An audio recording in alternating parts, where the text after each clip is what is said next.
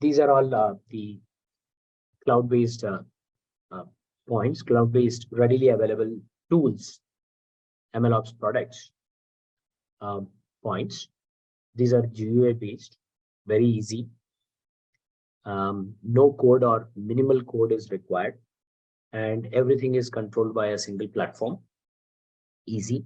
You'll be able to monitor, track from a user perspective as how the development happens. You'll be able to track all of them, look at the logs and everything. The disadvantages, though, are they're costly.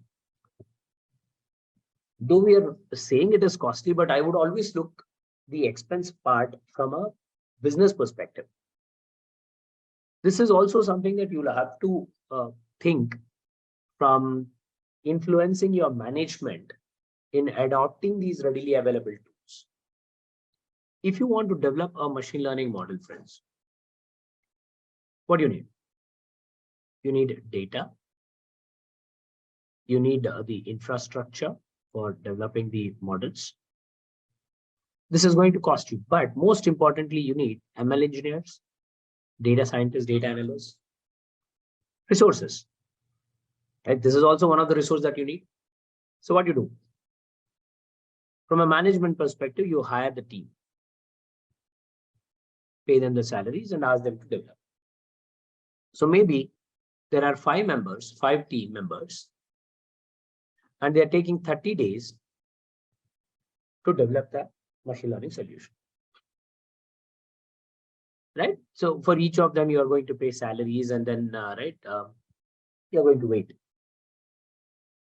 The advantage that you're going to get from these MLOps readily available tools is that you probably will have one resource and you will be able to develop everything in 5 days. So if you compare the cost associated with this and this, you would, from a management perspective, always inclined to choose this one, because time is always going to be the most important, crucial aspect over your commercial aspect, right? Money aspect, because time is money. So if you do cost-based analysis from the project to project, right, end project, you would be always tempted to choose these readily available tools, and that's where the industry is slowly getting inclined towards. Right? So it is expensive from a usage perspective, but overall, this is always going to be more effective. The other disadvantage you have is if you want to use this end-to-end readily available MLOps products or tools, you cannot do a lot of customization. Right? And if the solutions are designed to consume more resources with respect to hardware or software, then you need to. Right? So additional resources might be required, like your cluster-based application, multiple resources, multiple VMs have to be used.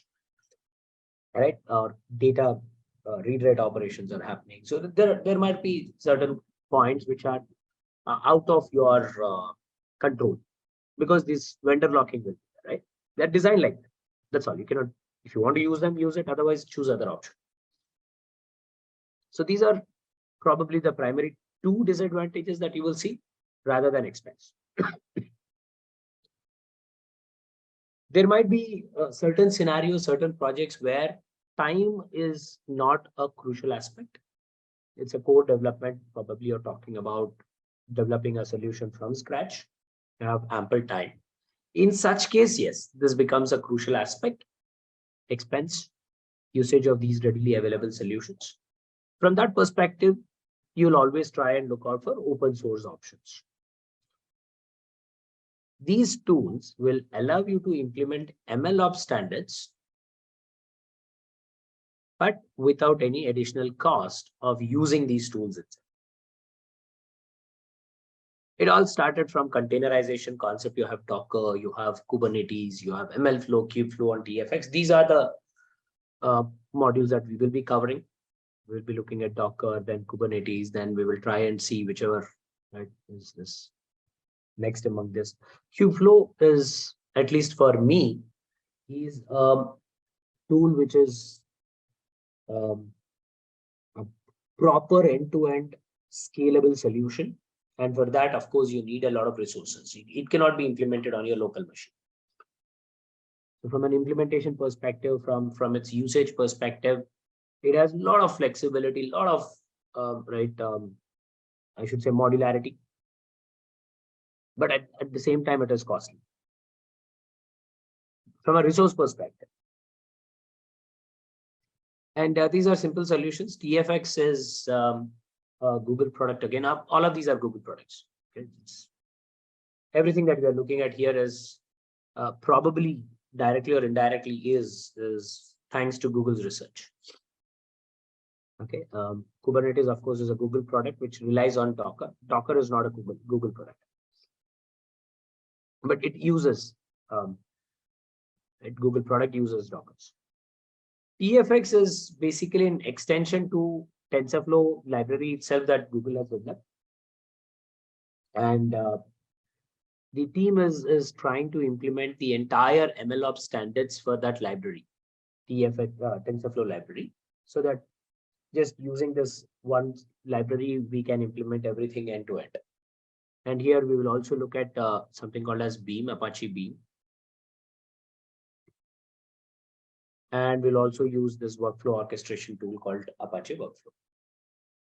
And so these are basic. This is probably used more by data engineers to schedule and trigger the pipelines, rather than directly used by machine learning implementation, machine learning operations team. Yeah, but it is an orchestration team tool. Sorry. So we'll also try and look at what exactly Airflow does. You can see this is like a bonus. So these are the tools that we will be covering. And all of these are open source, at least from a software perspective, all of them are open source tools.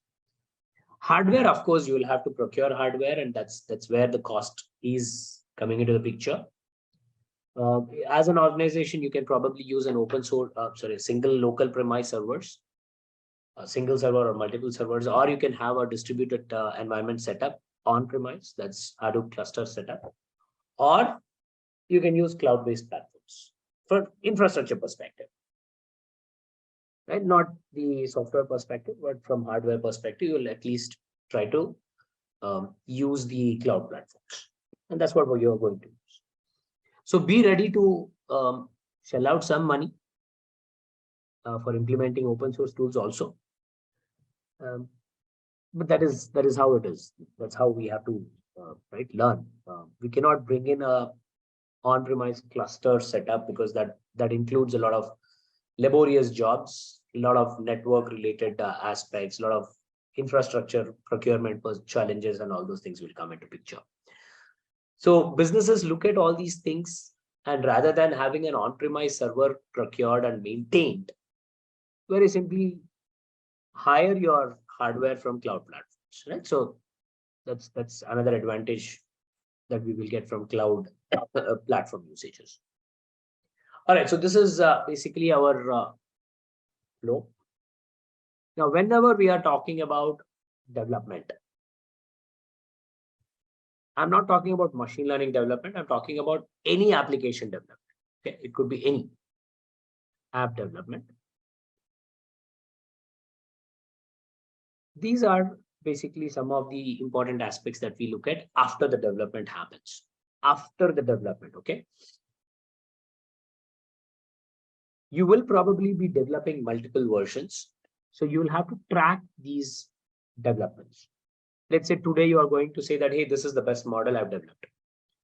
Tomorrow, one of your team member probably will relook at and tries to change a hyperparameter, and probably he cracks and says that, hey, I got a model which is giving better results than yours.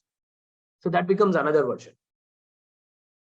So you will have to record all these versions so that you can also do the comparison, and you don't have to manually do it. You can use your code repository softwares like GitHub, GitLab. There are many solutions are there. GitHub is probably the most popular one. Gitbucket, right? All those things are there.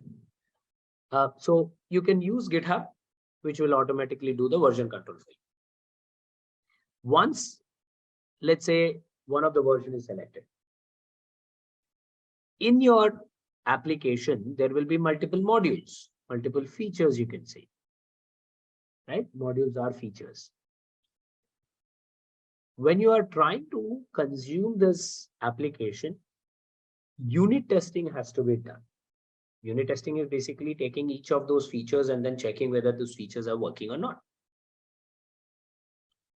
Now, once unit testing, individually all the modules are working, how about cross-functionality issues?